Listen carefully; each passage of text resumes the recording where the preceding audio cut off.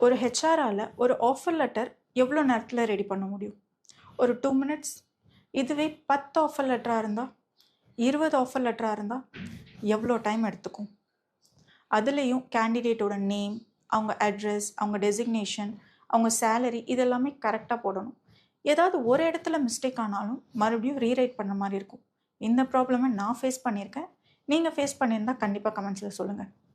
இப்போது ஒரு 100+ ஆஃபர் லெட்டரை உங்களால் 20 செகண்டில் ஜென்ரேட் பண்ண முடியும்னு சொன்னால் எப்படி இருக்கும்?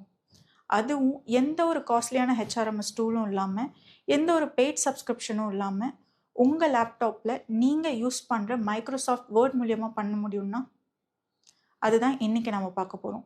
ஸோ நீங்கள் ஒரு ஹெச்ஆராக இருந்தாலும் சரி, இல்லை ஒரு ஸ்டார்ட் அப் ஓனராக இருந்தாலும் சரி, இந்த வீடியோ உங்களுக்கு ரொம்பவே யூஸ்ஃபுல்லாக இருக்கும்.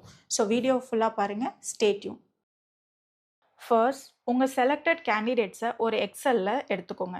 அவங்க name, relation, father name, candidate address, pincode, department, salary, joining டேட்னு எல்லாத்தையும் ஒரு எக்ஸலில் கரெக்டாக போட்டு வச்சுக்கோங்க. நான் இப்போது சாம்பிளுக்கு ஒரு 10 ஆஃபர் லெட்டரை தான் க்ரியேட் பண்ண போகிறேன். ஸோ இந்த எக்ஸலை நீங்கள் சேவ் பண்ணிக்கிட்டு இப்போது வேர்டில் உங்களோட ஆஃபர் லெட்டர் டெம்ப்ளேட்டை எடுங்க. இதுதான் என்னுடைய சாம்பிள் டெம்ப்ளேட்.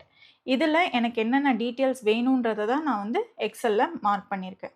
இப்போது இந்த டாப் மெனுவில் ஆல்மோஸ்ட் நம்ம எல்லாத்தையும் யூஸ் பண்ணியிருப்போம். பட் மெயிலிங்குன்ற ஒன்றை மட்டும் நம்ம யூஸ் பண்ணியிருக்கவே மாட்டோம். அந்த மெயிலிங்கை யூஸ் பண்ணி தான் இப்போ நம்ம இந்த ஆஃபர் லெட்டர்ஸை ரெடி பண்ண போகிறோம்.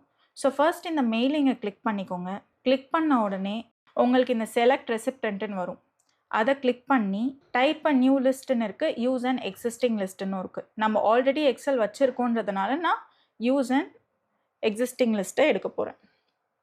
இதில் டவுன்லோட்ஸில் போய் உங்களுடைய எக்ஸிஸ்டிங் எக்ஸலை வந்து எடுங்க.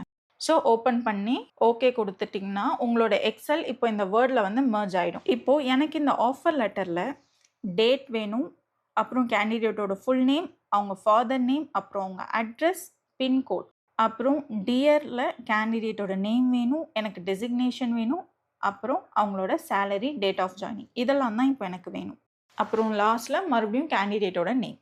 ஸோ இப்போது நம்ம இன்சர்ட் பண்ணிட்டோம். ஸோ மெயிலிங்கை மறுபடியும் கிளிக் பண்ணதுக்கப்புறம் இங்கே நமக்கு இன்சர்ட் மர்ஜ் ஃபைலுன்னு இருக்கும். அதை ஓப்பன் பண்ணிங்கன்னா நம்ம எக்ஸலில் என்னென்ன காலமில் ஹெட்டிங் போட்டிருக்கோமோ அதெல்லாமே நமக்கு இங்கே ஷோ ஆகும். ஃபார் எக்ஸாம்பிள் பாருங்கள், கேண்டிடேட் நேம் இருக்குது, ரிலேஷன், ஃபாதர் நேம், கேண்டிடேட் அட்ரஸ்ன்ட்டு எல்லாமே இருக்குது. ஸோ ஃபர்ஸ்ட் நம்ம மெயிலிங்கை கிளிக் பண்ணி இன்சர்ட்டில் ஃபர்ஸ்ட் நம்ம வந்து ஜாயினிங் டேட்டை வந்து போட போகிறோம். ஸோ ஆஃபர் லெட்டர் என்றைக்கு சென்ட் பண்ணுறோமோ அந்த டேட்டே நான் வந்து ஜாயினிங் டேட்டாக போடலான்னு சொல்லி அதை தான் எடுத்திருக்கேன். ஜாயினிங் டேட்டில் இப்போது கேண்டிடேட் நேமில் இப்போது இன்சர்ட்டில் போய் கேண்டிடேட்டோட நேமை போட்டுக்கலாம். அப்புறம் கேண்டிடேட்டோட ஃபாதர் நேம் மறுபடியும் இன்சர்ட்டில் போய் கேண்டிடேட்டோட ஃபாதர் நேமை கிளிக் பண்ணிக்கலாம். அதுக்கு முன்னாடி அவங்களோட ரிலேஷனை கிளிக் பண்ணிக்கலாம். அவங்க பண்ணிவிட்டு அதுக்கப்புறம் ஃபாதர் நேம் கிளிக் பண்ணுறேன். அதுக்கப்புறம் கேண்டிடேட்டோட அட்ரஸை வந்து நம்ம ஆட் பண்ணிக்கிறோம். அதுக்கப்புறம் லாஸ்ட்டாக கேண்டிடேட்டோட பின்கோடை வந்து நம்ம ஆட் பண்ணிக்கிறோம். ஸோ இவ்வளோ தான். அதுக்கு கீழே மறுபடியும் வந்து எனக்கு கேண்டிடேட்டோட நேம் தேவைப்படுது. ஸோ மறுபடியும் இன்சர்ட்டில் போய் கேண்டிடேட்டோட நேமை வந்து கிளிக் பண்ணி எடுத்துக்கிறேன். அதுக்கப்புறம் கீழே ஜாப் டைட்டிலில் அவங்க எந்த ஜாப்க்கு வந்து செலக்ட் ஆகிருக்காங்கன்ற டெசிக்னேஷனை வந்து நான் ஆட் பண்ண போகிறேன். ஸோ டெசிக்னேஷன் காலமும் நம்ம ஆல்ரெடி கொடுத்துருந்ததுனால இந்த டிபார்ட்மெண்ட்டுன்னு சொல்லி போட்டுக்கலாம். இது வந்து ஹைலைட்டடாக இல்லைன்றதுனால நான் வந்து இதை போல்ட் பண்ணிக்கிறேன். இப்போ கீழே மறுபடியும் அப்பாயின்மெண்ட் டீட்டெயில்ஸில் வந்து எனக்கு டிபார்ட்மெண்ட் தேவைப்படுது. ஸோ டிபார்ட்மெண்ட்ஸ் ஆட் பண்ணிக்கலாம். அதுக்கப்புறம் டேட் ஆஃப் ஜாயினிங்கில் அவங்களோட ஜாயினிங் டேட் இன்சர்ட் பண்ண போகிறோம். அப்புறம் அவங்க ஆஃபீஸ் அட்ரஸ், அவங்க ரிப்போர்ட்டிங் மேனேஜர். இப்போது எனக்கு இந்த சாம்பிளுக்கு தேவைப்படலைன்றதுனால நான் அதை எடுத்துக்கல. ஸோ அது அப்படியே இருக்கும். அப்புறம் கீழே ஃபைனலாக அவங்களோட சேலரி ப்ளஸ் கேண்டிடேட்டோட சிக்னேச்சர். இப்போ ஃபைனலாக எம்ப்ளாயி அக்செப்டன்ஸில் கேண்டிடேட்டோட நேமை வந்து ஆட் பண்ண போகிறோம். ஸோ இவ்வளோ சேஞ்சஸை நம்ம தனித்தனியாக ஒரு ஆஃபர் லெட்டருக்கு பண்ணிகிட்டு இருந்தோம் அப்படின்னா ரொம்ப நேரம் ஆகும். ஏதோ ஒரு மிஸ்டேக் நம்ம கண்டிப்பாக பண்ணுவோம். ஸோ அவ்வளோதான். எங்கெங்கெல்லாம் தேவையோ அந்த டீட்டெயில்ஸ்லாம் நம்ம ஃபில் பண்ணியாச்சு. இப்போ மெயிலிங்கில் போய் நம்ம டவுன்லோட் பண்ணுறதுக்கு முன்னாடி ப்ரிவ்யூ லிஸ்ட்டை கொடுக்க போகிறோம். கொடுத்ததுக்கப்புறம் பாருங்கள், நம்ம எங்கே நேம் வரணும்னு சொன்னோமோ அங்கே கேண்டிடேட் நேம் வந்திருக்கு, ஃபாதர் நேம், அட்ரஸ் எல்லாம் ஆட்டோமேட்டிக்காக அதுவே ஃபில் ஆகிடுச்சு. ஸோ நமக்கு ப்ரிவ்யூ முடிஞ்சிச்சு இப்போது. ஸோ எனக்கு இது பக்காவாக இருக்குது. இப்போ நான் வந்து ஃபினிஷ் அண்ட் மர்ஜ் கொடுக்க போகிறேன்.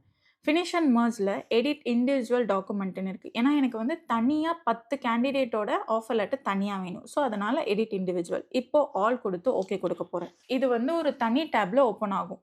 ஸோ 2 டேப்பாக இருக்குது பாருங்கள்.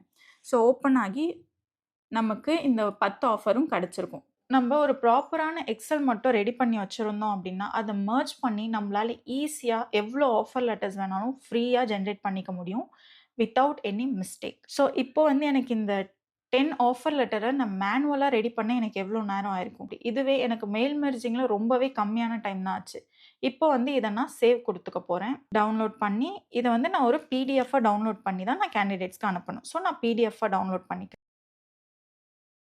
நம்ம ஆஃபர் லெட்டர் வந்து இப்போ ரெடி ஆயிடுச்சு. மொத்தம் 20 பேஜஸ் இருக்கு. ஒரு கேண்டிடேட்டோட ஆஃபர் லெட்டர் நம்ம 2 பேஜஸ்ல ரெடி பண்ணி வச்சிருந்தோம். ஸோ 20 பேஜஸ் இருக்கு. ஸோ 10 கேண்டிடேட்ஸும் வந்து நமக்கு ரெடி ஆயிடுச்சு. இப்போ வந்து நம்ம இத கேண்டிடேட்க்கு ஃபார்வர்ட் பண்ணிட வேண்டியது தான். இது பண்ண நமக்கு எந்த ஒரு காஸ்ட்லியான ஹெச்ஆர்எம்எஸ் டூலும் தேவையில்ல. எந்த ஒரு பெய்ட் சப்ஸ்கிரிப்ஷனும் தேவையில்ல. நம்ம யூஸ் பண்ற எம்எஸ் வேர்ட வச்சே நம்மளால இந்த மாதிரி எக்ஸ்பீரியன்ஸ் லெட்டரா இருக்கட்டும், இல்லன்னா வார்னிங் லெட்டர்ஸா இருக்கட்டும், ஐடி கார்டா இருக்கட்டும், நெறைய விஷயம் நம்மளால பல்கா ரெடி பண்ண முடியும்.